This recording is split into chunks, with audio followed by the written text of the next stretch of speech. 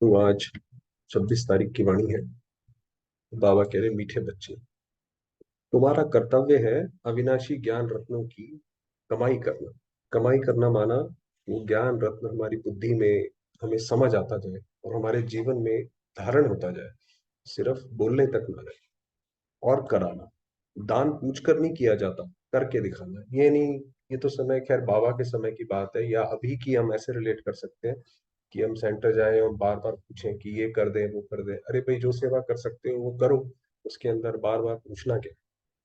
प्रश्न है, बाप के दिल में कौन सी शुभ आश सदा रहती है। जैसे आप देखिए, लौकिक पिता होता है, उसकी भी अपने बच्चे से बहुत आश रहती है।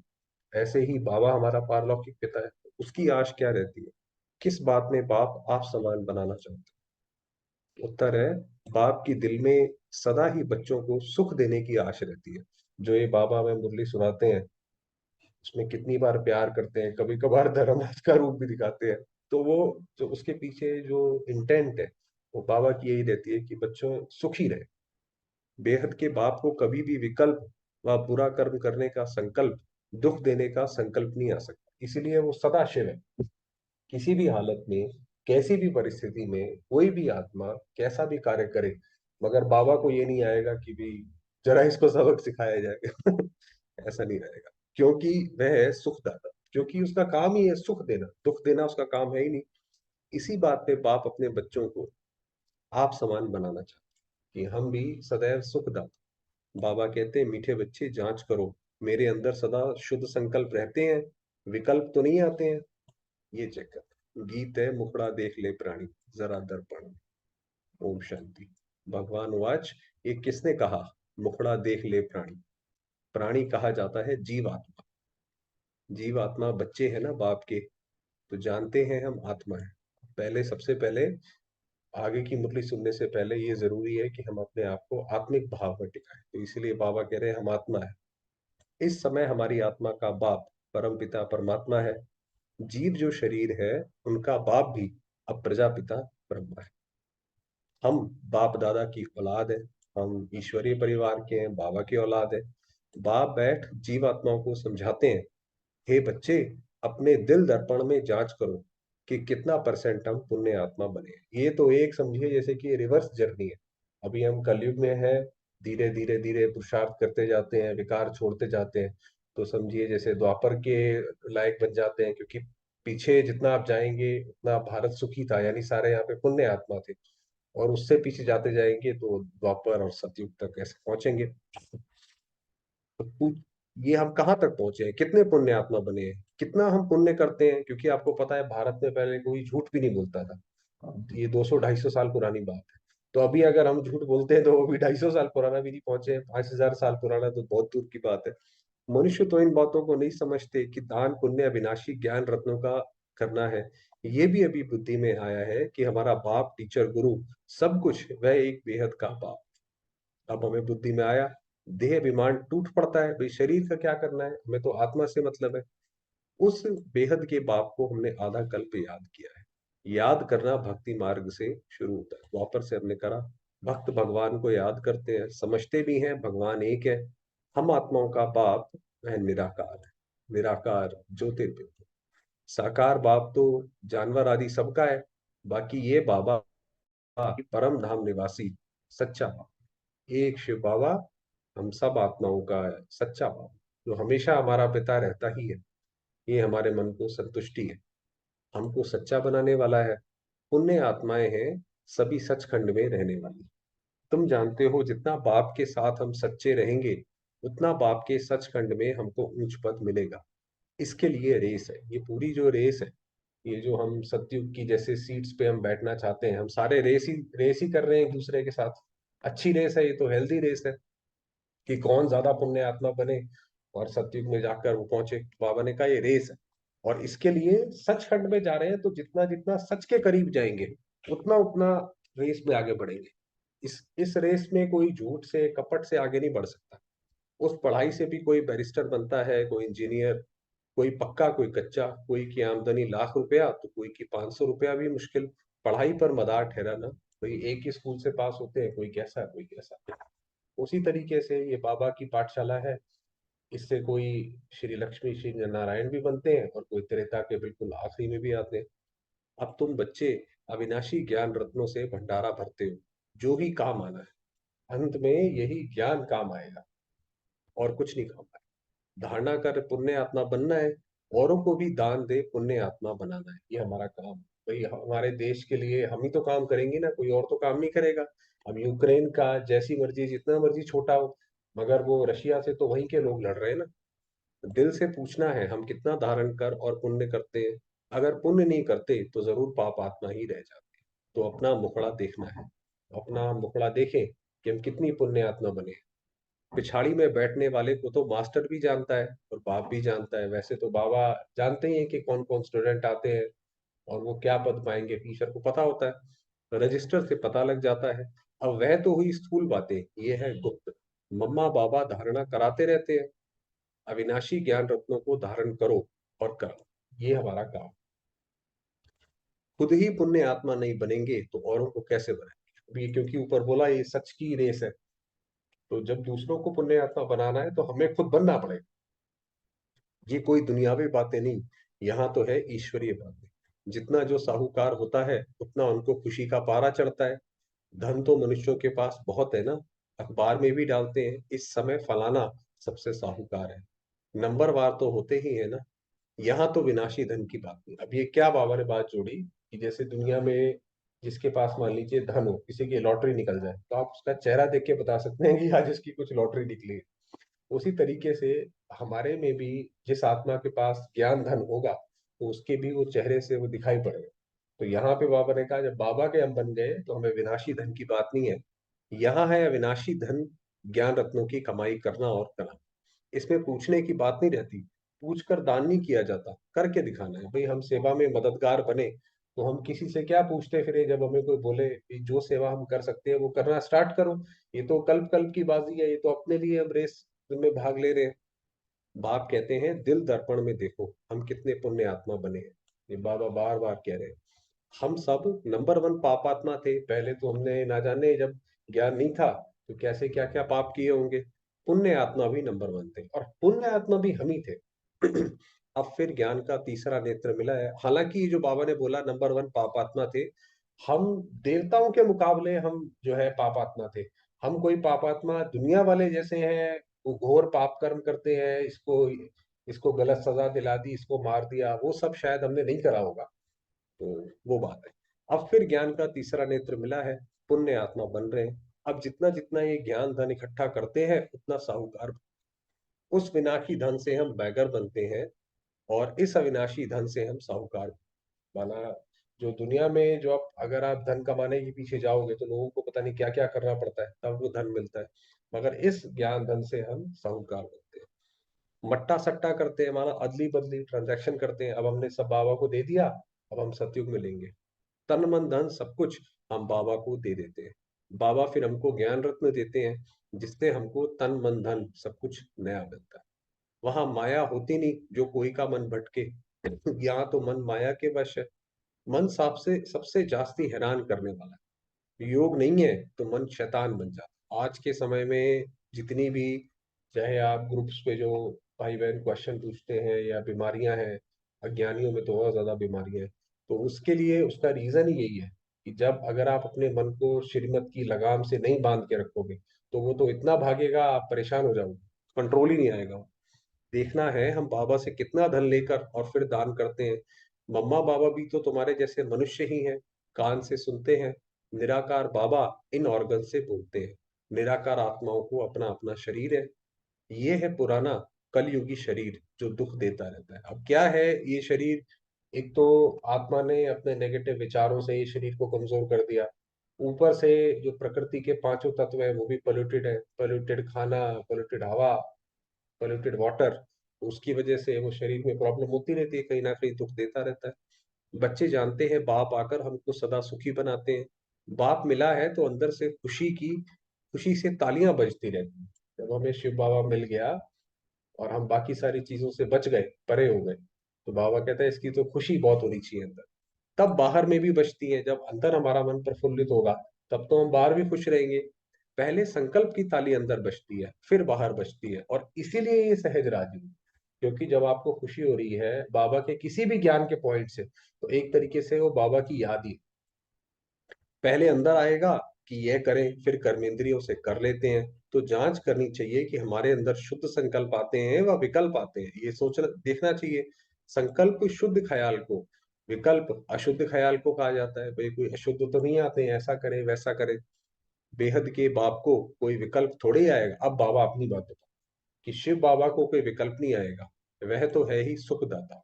तुम्हारे पास विकल्प आएंगे इसको दुख देने के व विकर्म करने के। मैं तो तुमको हूबहू आप समान बनाने आता हूँ। बाबा कहते हैं मैं तो जब आया हूँ तुम मेरे बच्चे बने हो, तो जैसा मैं हूँ वैसे मैं तुम्हें भी बनाना चाहता हूँ। ये तो जानते हो बाप हमेशा बच्चों को आप समान बनाते हैं।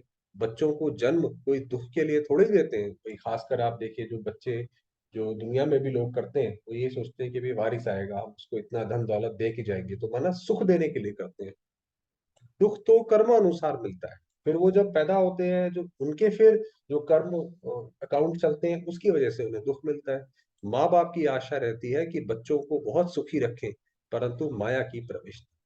लौकिक बाप समझते हैं बच्चों की शादी कराए बहुत सुख देते हैं। अब जो लौकिक ने माँ बाप तो यही सोचते हैं कि भाई इनकी शादी हो जाएगी तो ये सुखी हो जाएंगे, वो अपने हिसाब से, क्योंकि उन्हें ज्ञान नहीं है तो उस हिसाब से सोचते हैं। परंतु पारलौकिक बाप कहते हैं शादी किया मना बर्बादी किया। बाबा तो साफ बताते हैं कि शादी किया इतना जबरदस्त दुखी होंगे जिसका कोई मुकाबला नहीं होगा। हम तुमको ऐसा गुलगुल बनाते हैं, जो स्वर्ग में तुम शादी करेंगे तो पटरानी पटराजा बनेंगे, झूलों में झूलेंगे।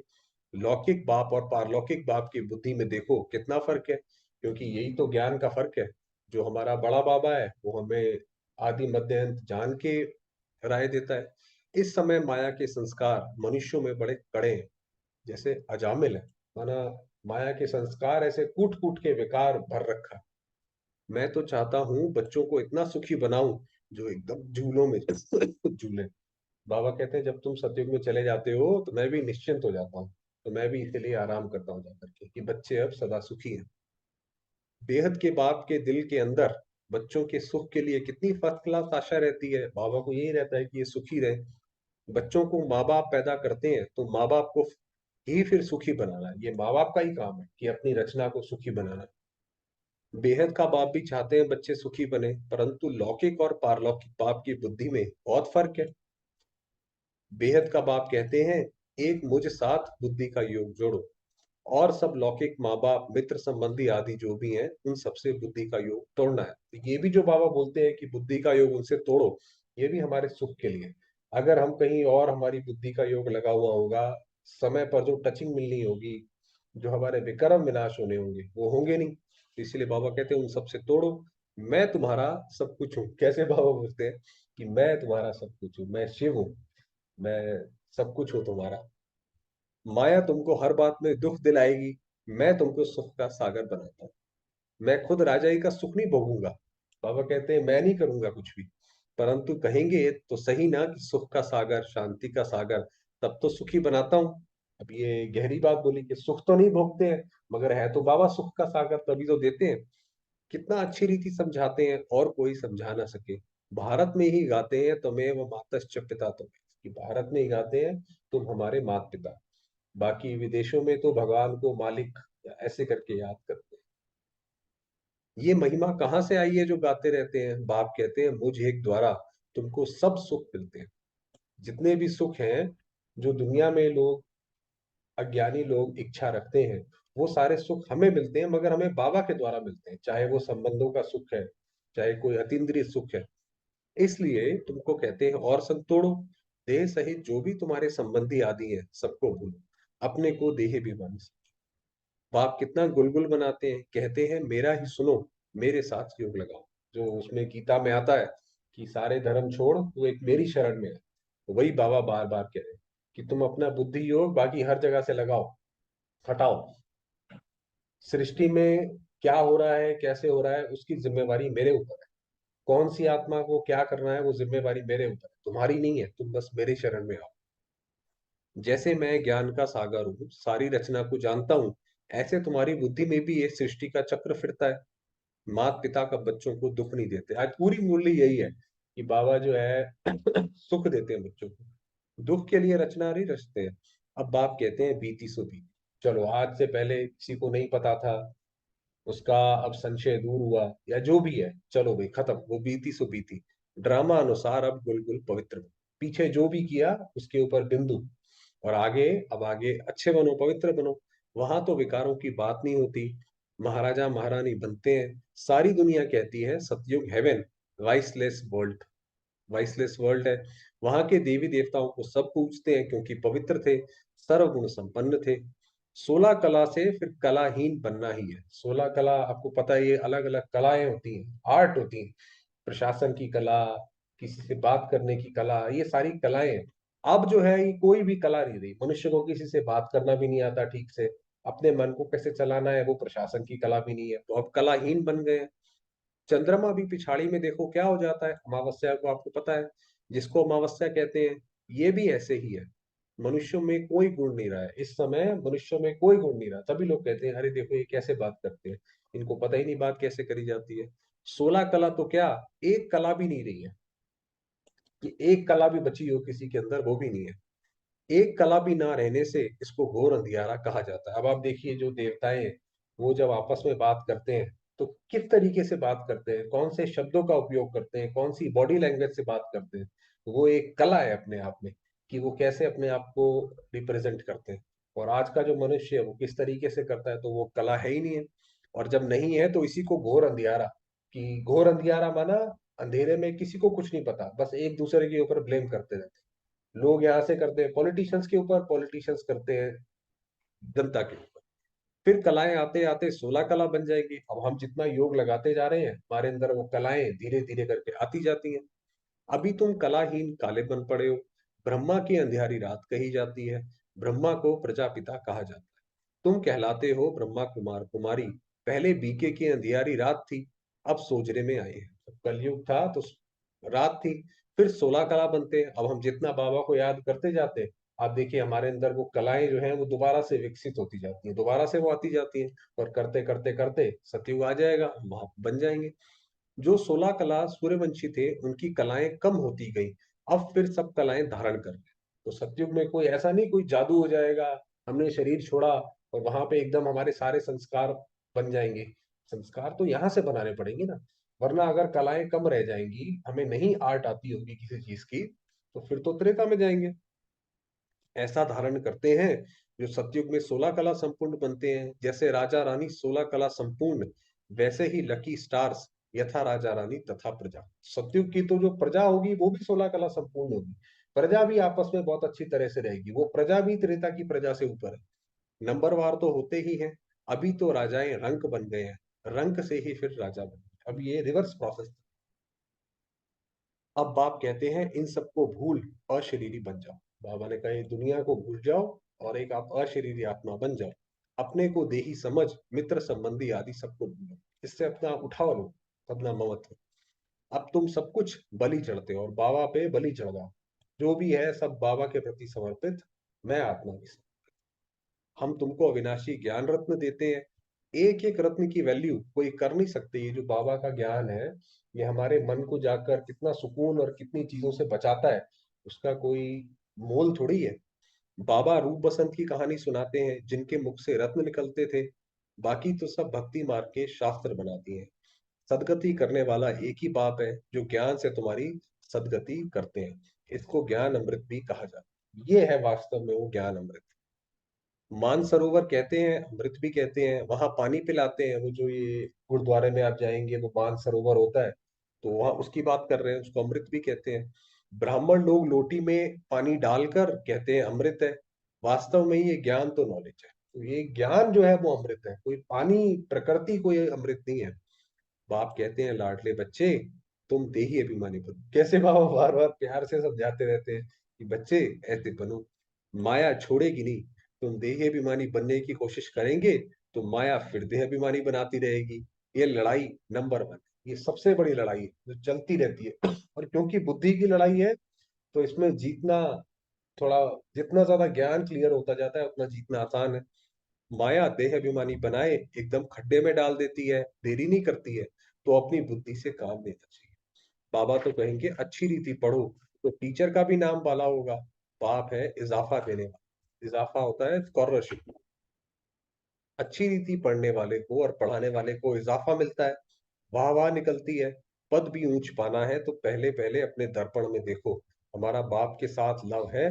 बाबा ने कहा आप सत्युग में अच्छा पद पाना चाहते हो, आप देखो अंदर कि हमारा शिव बाबा से, ब्रह्मा बाबा से उतना प्यार है, लव है, तभी तो होंगे। ऐसे थोड़ी है श्री कृष्ण किसी ऐसे आत्मा के साथ रहेगा जिसका उसके साथ लव ही नहीं है, तो फिर श्री कृष्ण को भी दुख हो जाए। वहां पे भी रहेगा कि अरे भाई ये उधर मुंह उधर घुमा लेते हैं, नाराज रहते हैं। तो लव है।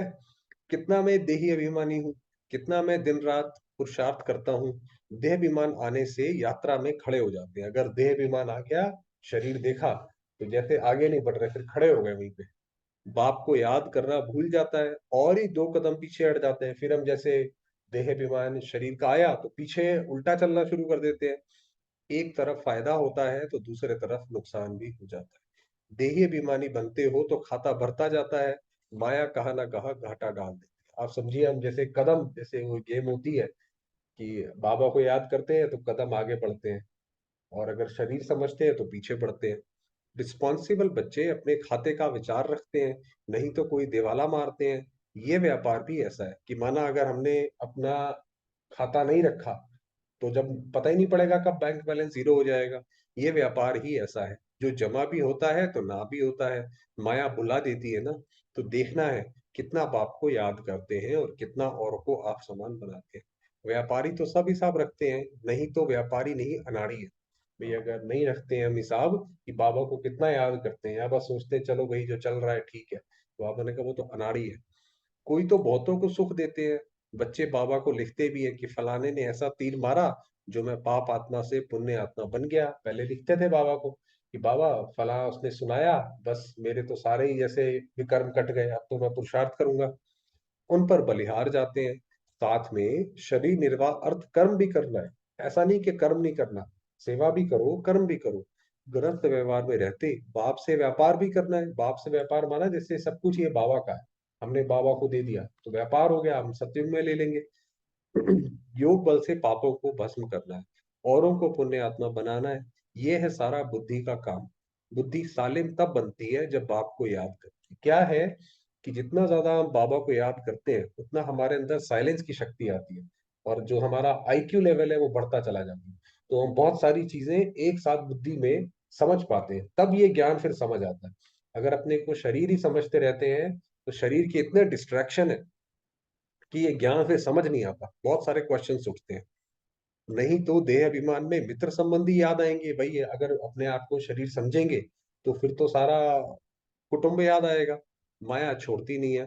शिव बाबा की मत पर चलते चलते श्रीमत को भी लात मार देते हैं, फिर पद भ्रष्ट बन जाते हैं।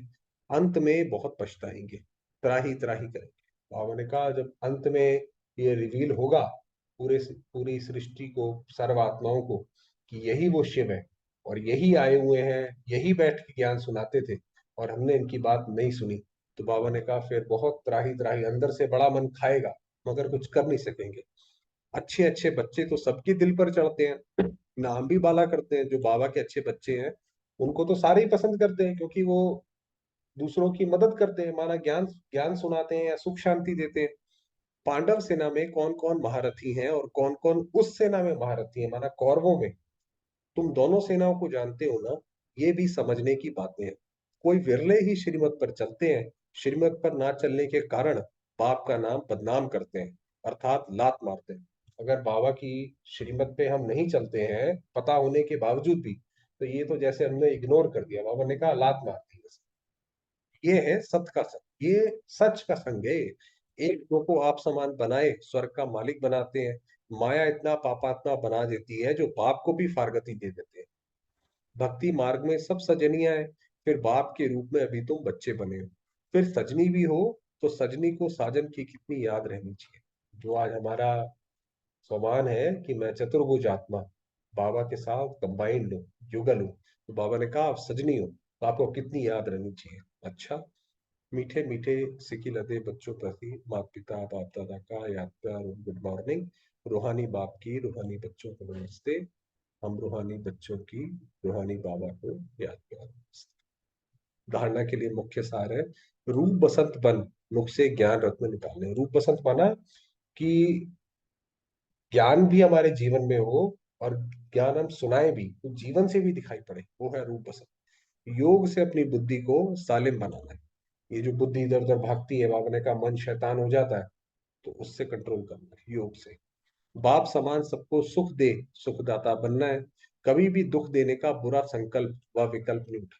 किसी को हम दुख दें, थोड़ा मजा तो चखाए ना, ये हमें बहुत परेशान करते हैं तो ऐसे नहीं। बाबा ने कहा ये दुख देने का संकल्प नहीं करना। वरदान दिया, मन को श्रेष्ठ पोजीशन में स्थित कर। ये जो सोमान है, जो हम सोमान प्रैक्टिस कर रहे हैं, ये क्या कर रहे हैं, अपने मन को श्रेष्ठ पोजीशन में स्थित कर रहे हैं। पोज बदलने के खेल को समाप्त करने वाले सहज योगी बाबा। ये जो बार बार हम पोज बदलते हैं, बाबा ने बताया कौन सी पोज। जैसे मन की पोजीशन होती है वह चेहरे के पोज से दिखाई देती है। भाई किसी का मन बहुत इरिटेटेड है, तो आप देखो उनके चेहरे पे भौएं चढ़ी हुई होंगी, है ना, और वो लकीर भी दिखाई देगी। कई बच्चे कभी कभी बोझ उठाकर मोटे बन जाते हैं, तो ये हमारी पोजीशन हो जाती है कि हमने बोझ उठा लिया, ये काम तो मुझे ही करना है। कभी बहुत सोचने के संस्कार के कारण अंदाज से भी लंबे हो जाते हैं। किसी बात को खींच खींच कर लंबा कर दिया, अरे इसने ऐसा क्यों कह दिया, इसके पीछे ये भी मतलब है, वो भी मतलब है, ऐसा भी हो सकता है, वैसा भी हो सकता है, लंबे हो जाते हैं। और कभी दिल शिकस्त होने के कारण अपने को बहुत छोटा देखते हैं। अरे हमें तो कोई नहीं मानता, हमें तो ना कोई सपोर्ट करता है, हमारी तो कोई वैल्यू ही नहीं है, यहाँ पे भी नहीं है, वहां पे भी नहीं है तो अपने आप को बिल्कुल छोटा मानते हैं कि हम कुछ नहीं कर सकते। तो अपने ऐसे पोज साक्षी होकर देखो, और मन की श्रेष्ठ पोजीशन में स्थित हो ऐसे भिन्न भिन्न पोज परिवर्तन करो, तब कहेंगे सहज योग। अपने मन में अपनी जो इमेज है वो ऐसी ना बनाए, छोटी लंबी मोटी, कि मैं आत्मा कौन सी हूँ, सोमान में टिके रहे। स्लोगन दिया, खुशियों की खान की अधिकारी आत्मा, जिसके पास खुशियां खुशियां हैं, सदा खुशी में रहती है और खुशी बांटती है। उस खुशी कोई कम नहीं कर सकता, और वो दूसरी आत्माओं को भी खुशी देती, तो वो खुशियों की खान की है। चलिए, फिर बाबा को।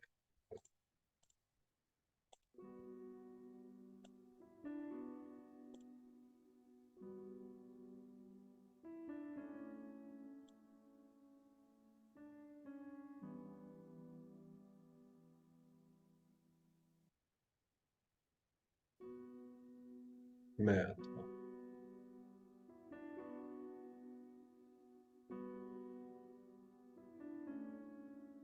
चमकती मणि,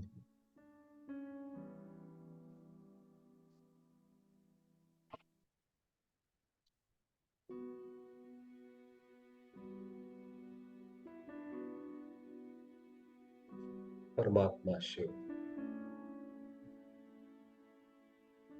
सर्वसमर्थ बाबा की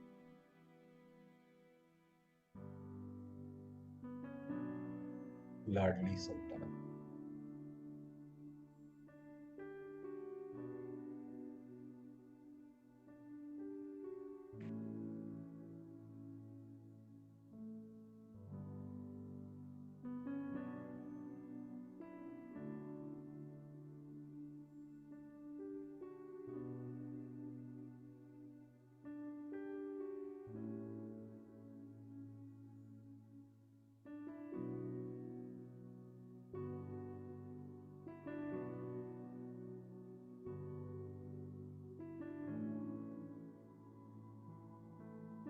बाबा की किरणों में, प्रकाश में समाई।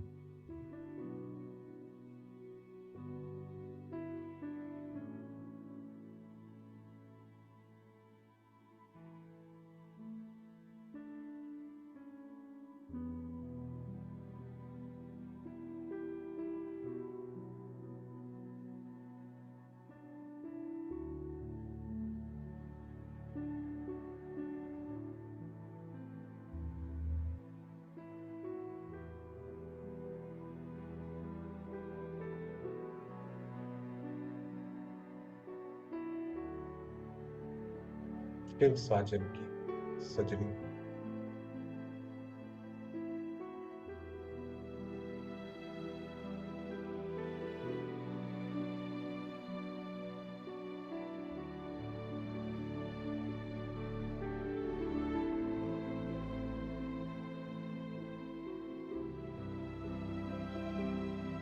ज्ञान सागर सत्य शिव के साथ कंबाइंड।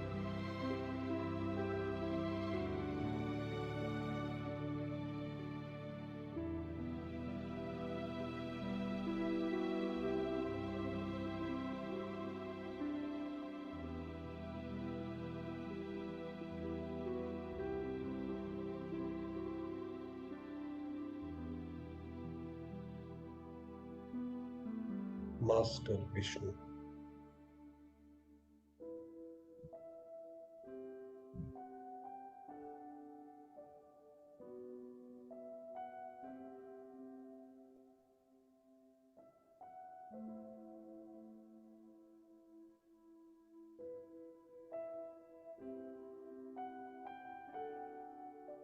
प्यारे बाबा के साथ युगल रूप में हो।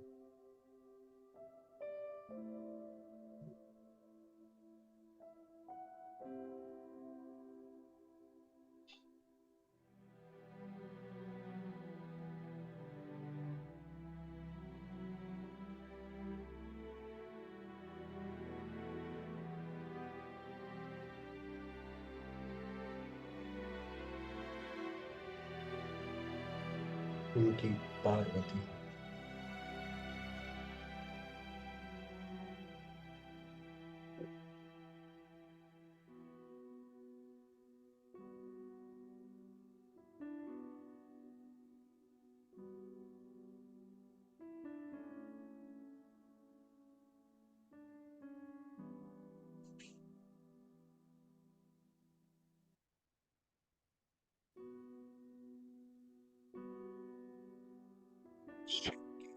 शिव शक्ति।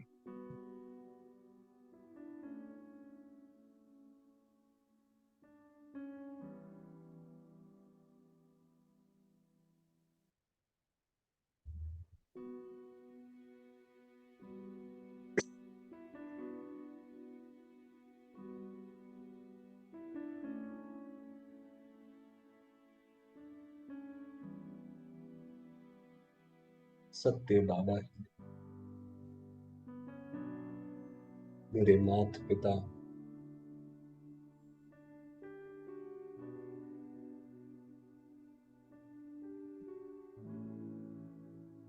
बंधु और युगल।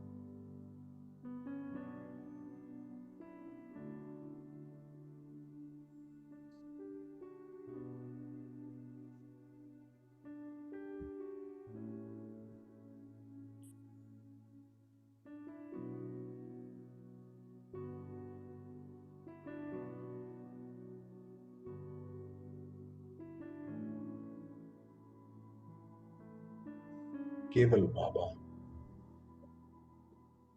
मेरे संसार में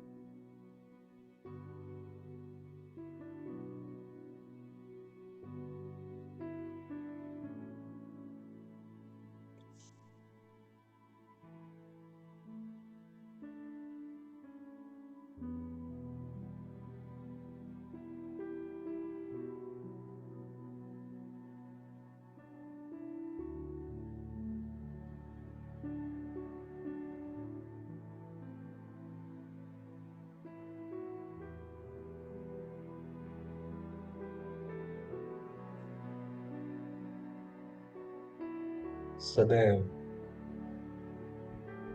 मुझ आत्मा के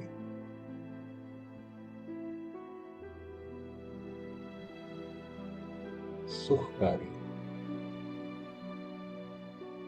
हितकारी,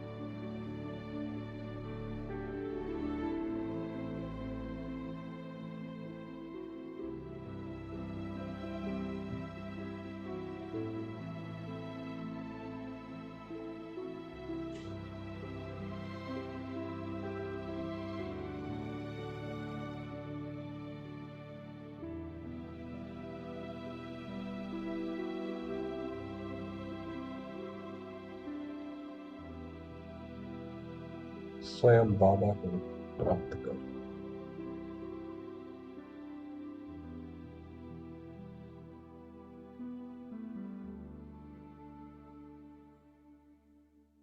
मुझ आत्मा को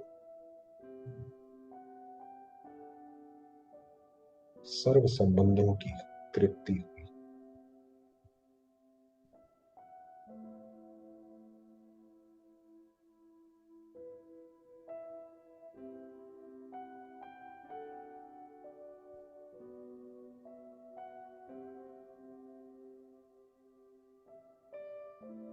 मेरी सर्व मनोकामना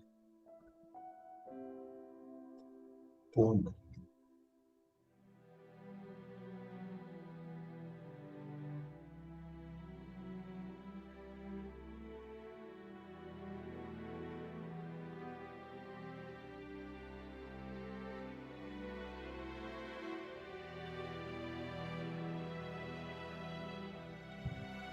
मैं आत्मा संपन्न।